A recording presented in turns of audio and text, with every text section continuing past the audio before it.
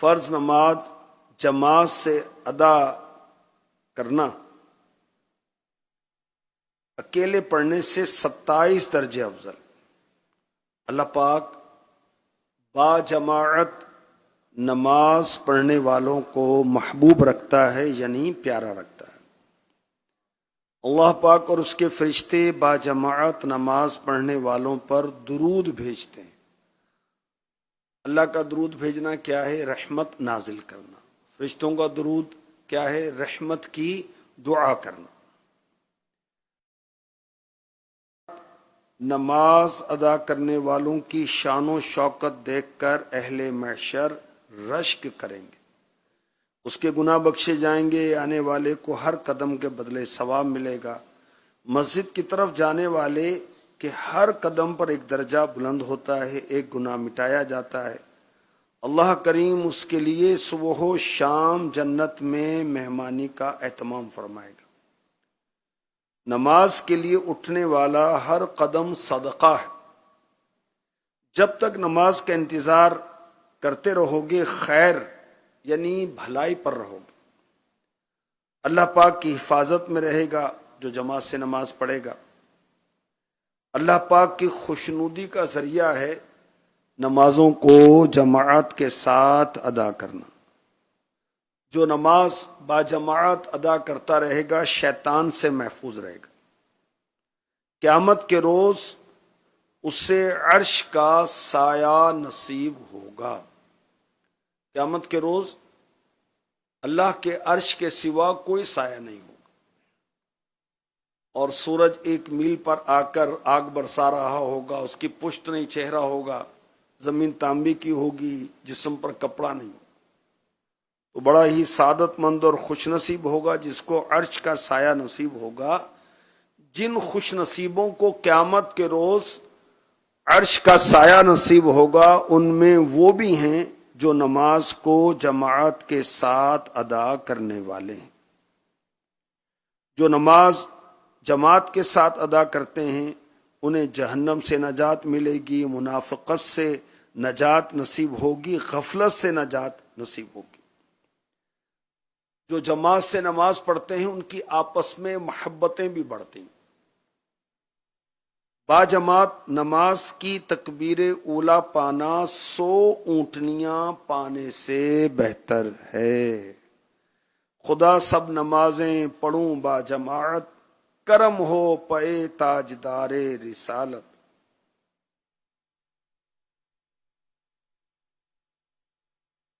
اللہ کرے کہ ہم نمازیں پڑھنے والے، جماعت سے پڑھنے والے، خشوع اور خضوع کے ساتھ پڑھنے والے بن جائیں۔ ایک بزرگ فرماتے ہیں میں امام کے ساتھ با جماعت نماز پڑھوں اور امام نماز میں یہ ایک آیت پڑھے، حل اتاک حدیث الغاشیہ، میرے نزدیک اپنی اکیلی نماز میں 100 آیتیں پڑھنے سے زیادہ بہتر ہے۔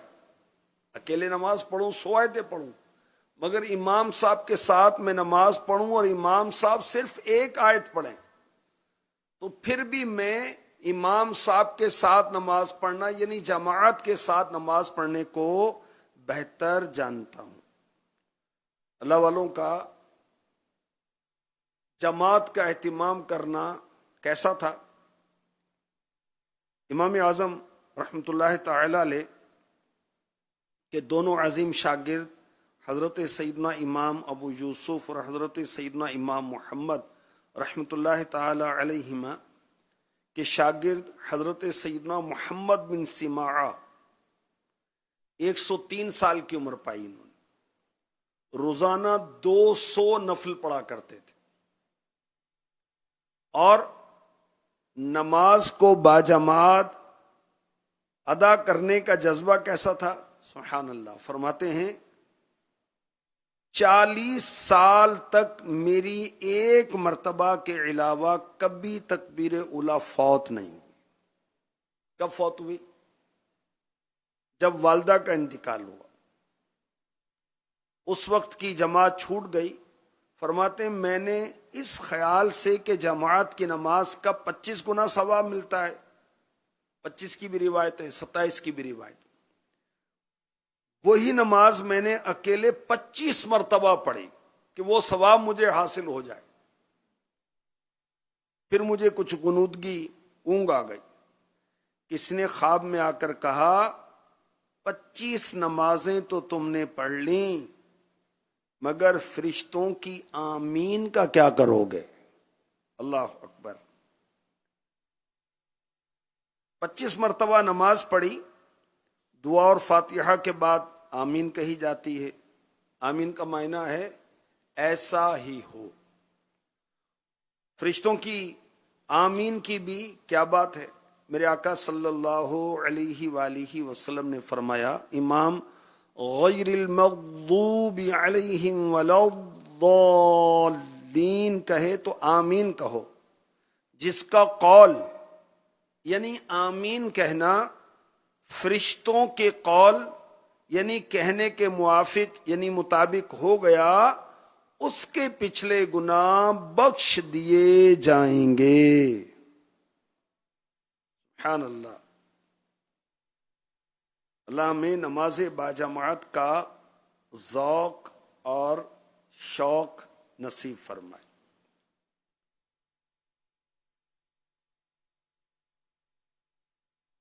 ہمارے اسلاف, ہمارے بزرگ, ہمارے اکابر, اگر ان میں سے کسی کی تکبیر اولا فوت ہو جاتی تو 3 دن, اور جماعت فوت ہو جاتی تو 7 دن تک اس کا غم مناتے تھے, افسردہ رہتے تھے.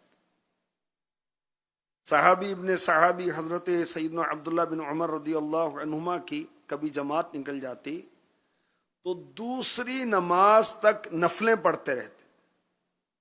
اور ایک روایت میں کہ جب آپ کی عشاء کی جماعت فوت ہو جاتی تو پوری رات عبادت میں گزار دیتے. اللہ اکبر. حضرت سعید بن عبد العزیز رحمۃ اللہ علیہ, ان کی جماعت نکل جاتی تو اپنی داڑھی پکڑ کر رونے بیٹھ جاتے, اس صدمے کی وجہ سے کہ میری جماعت نکل گئی. اب یاد رکھیں کہ یہ تو ہم تصور بھی نہیں کر سکتے کہ یہ جنتی لوگ جان بوجھ کر نمازیں ترک کریں گے, جماعتیں ترک کریں گے. نماز نہیں جماعت, یہ تو تصور ہی نہیں. کسی عذر یعنی مجبوری کی وجہ سے جماعت نکل جاتی تو پھر ان کی یہ کیفیت ہوا کرتی تھی. اللہ اکبر. حضرت عمر بن عبد العزیز پہلی صدی ہجری کے مجدد, آپ 5 نمازیں بہت پابندی کے ساتھ جماعت سے ادا کرتے. اذان کی آواز صاف طور پر سنائی دے, آپ نے اس کے لیے گھر کے مغرب کی طرف ایک چھوٹی سی کھڑکی یعنی ونڈو بنائی ہوئی تھی, کیونکہ ان دنوں مائک میں اسپیکر میں تو اذانیں نہیں ہوتی تھی, تو میناروں پر اذانیں ہوتی تھی. اگر مؤذن اذان دینے میں دیر کرتا تو آپ کسی فرد کو بھیجتے کہ اذان کا وقت ہو گیا. جب مؤذن اذان دیتا تو حضرت عمر بن عبد العزیز رحمۃ اللہ تعالی علیہ کوشش کرتے کہ اذان کی آواز کے دوران ہی مسجد میں داخل ہو جایا کریں. حالانکہ آپ امیر المؤمنین, مصروفیت کتنی ہوتی ہوگی, مگر اس کے باوجود جماعت کا بہت اہتمام فرمایا کرتے. اعلی حضرت کا کیسا اہتمام تھا, خود فرماتے ہیں مجھے بڑے بڑے سفر کرنے پڑے اور بفضلہ تعالی 5 وقتہ نماز جماعت سے پڑھی. فتاوی رضوی شریف میں ہے کہ میں ربیع الاول شریف کی مجلس پڑھ کر شام ہی سے ایسا قلیل ہوا یعنی بیمار ہوا کہ کبھی نہ ہوا تھا. میں نے وصیت نامہ بھی لکھوا دیا تھا. آج تک بیماری اور کمزوری کے باعث یہ حالت ہے کہ دروازے سے متصل ملی ہوئی مسجد ہے, پھر بھی باجماعت نماز کے لیے 4 آدمی کرسی پر بٹھا کر مسجد لے جاتے ہیں اور لاتے ہیں.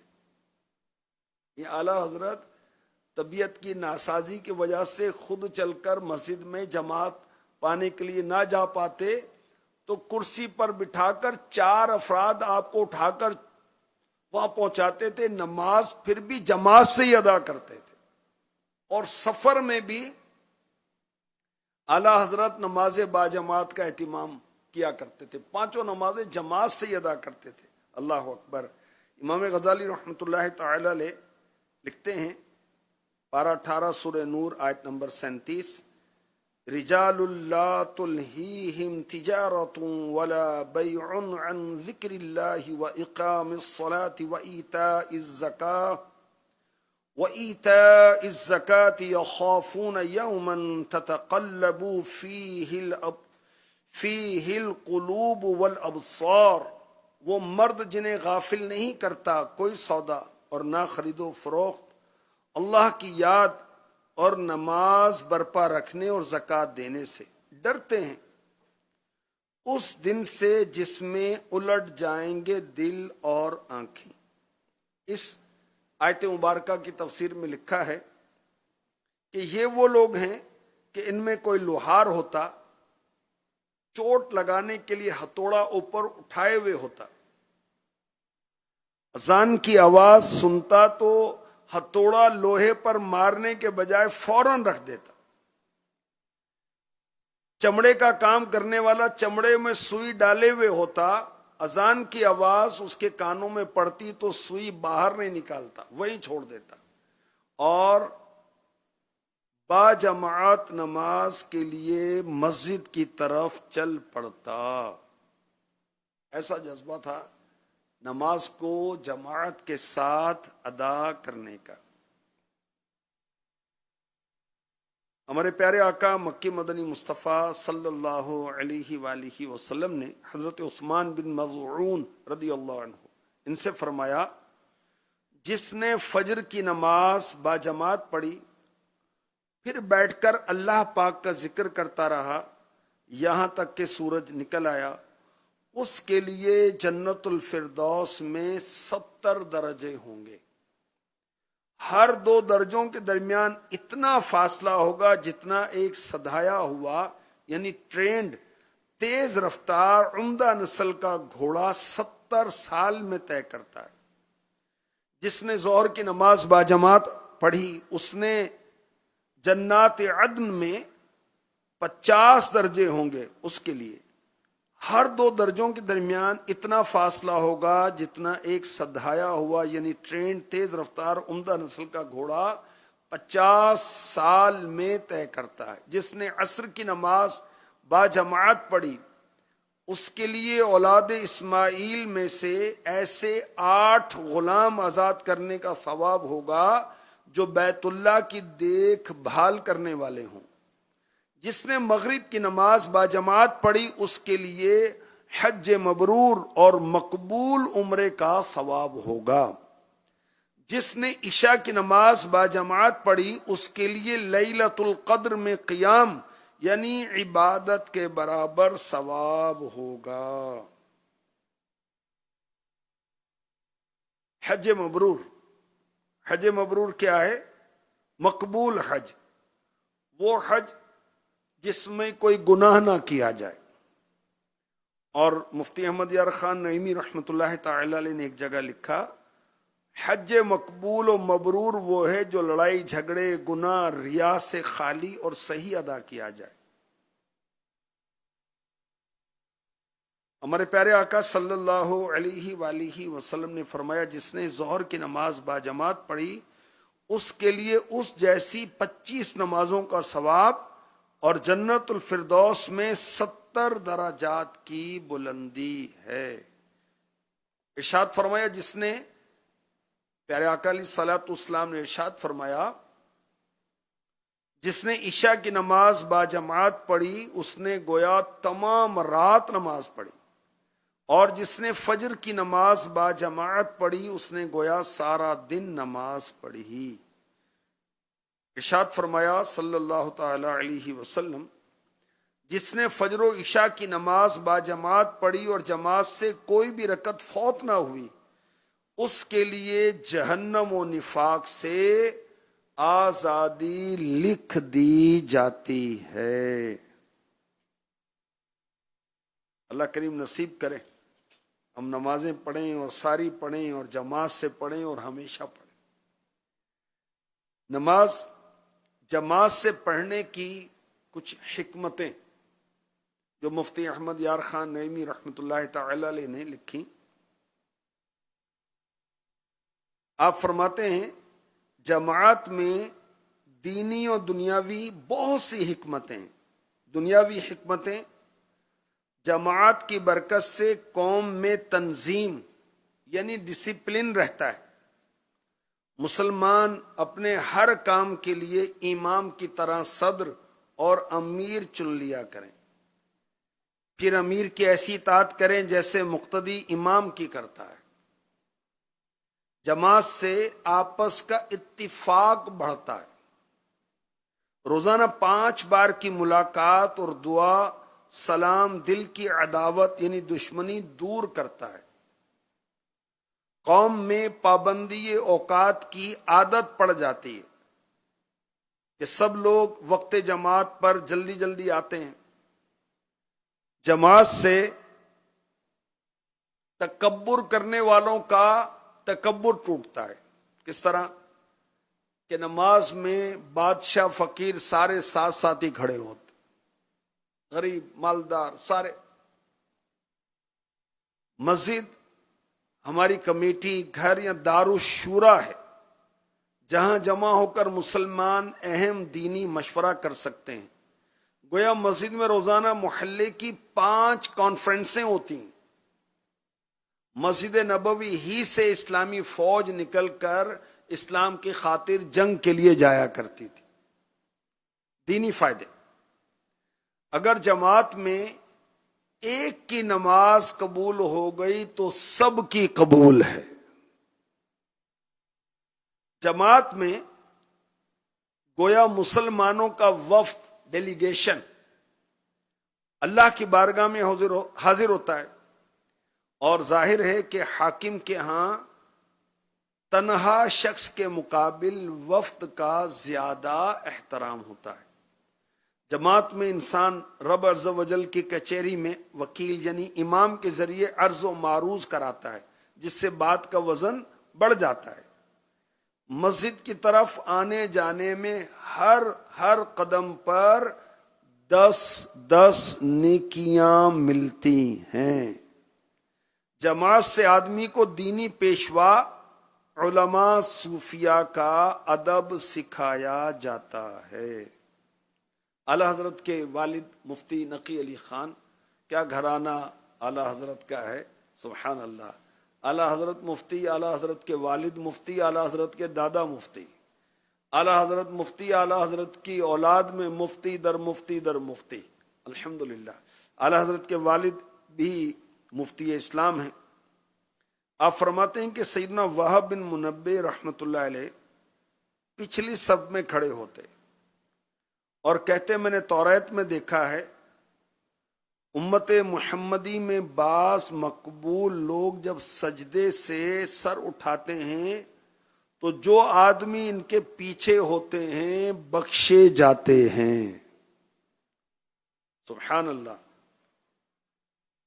اللہ نصیب کرے کہ ہم ساری نمازیں جماعت کے ساتھ ادا کیا کریں اور اوروں کو بھی اس کی دعوت دیا کریں۔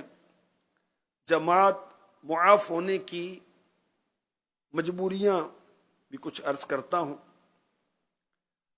اگر ان مجبوریوں کی وجہ سے کسی نے جماعت چھوڑی تو وہ گناہ گار نہیں ہوگا۔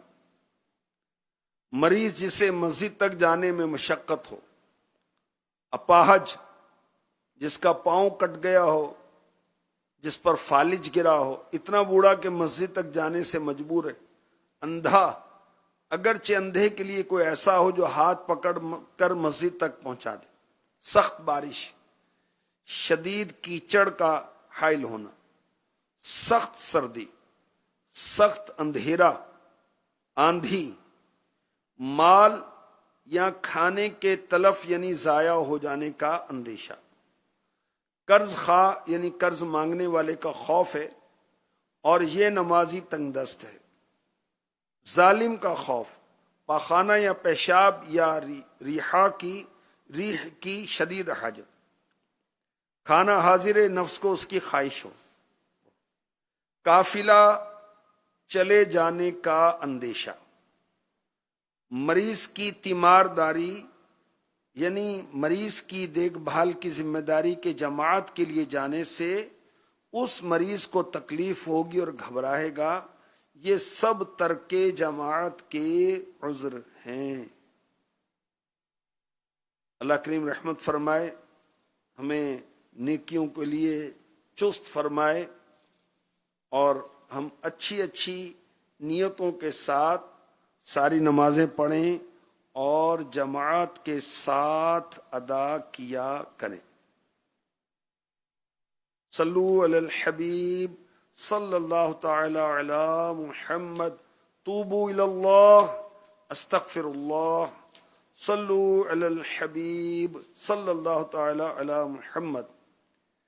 نماز با جماعت کے لیے مسجد کو جانے کی 30 نیتیں۔ اللہ پاک کی طرف بلانے والے مؤذن صاحب کا بلانا قبول کرتا ہوں۔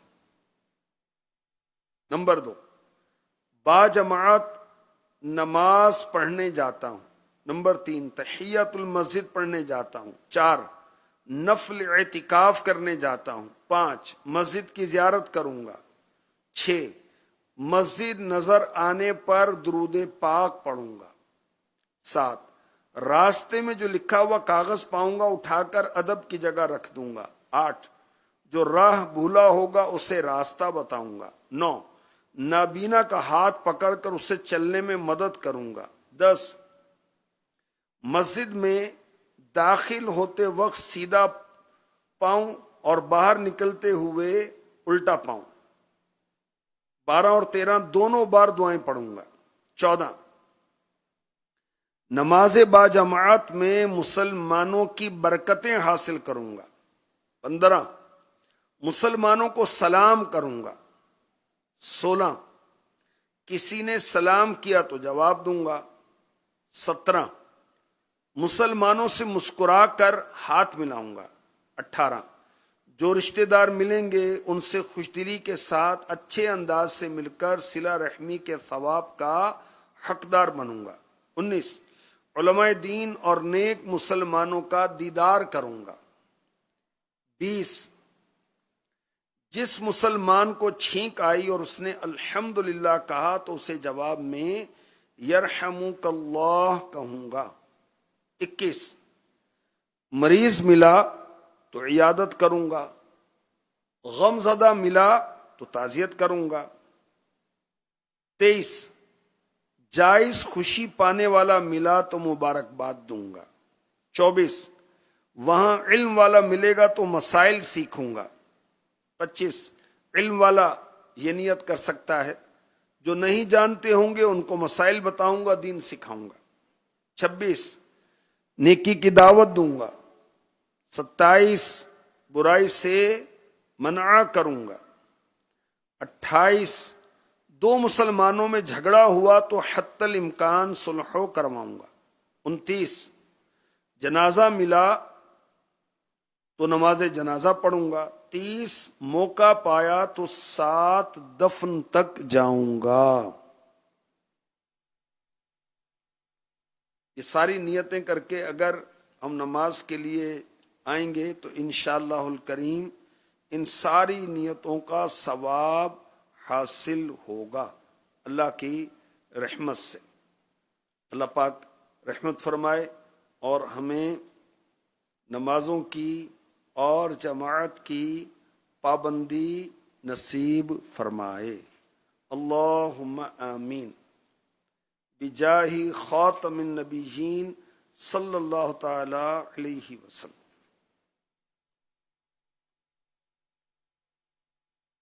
میں مبلغ بنوں سنتوں کا، خوب چرچا کروں سنتوں کا، ہو کرم بہر خاک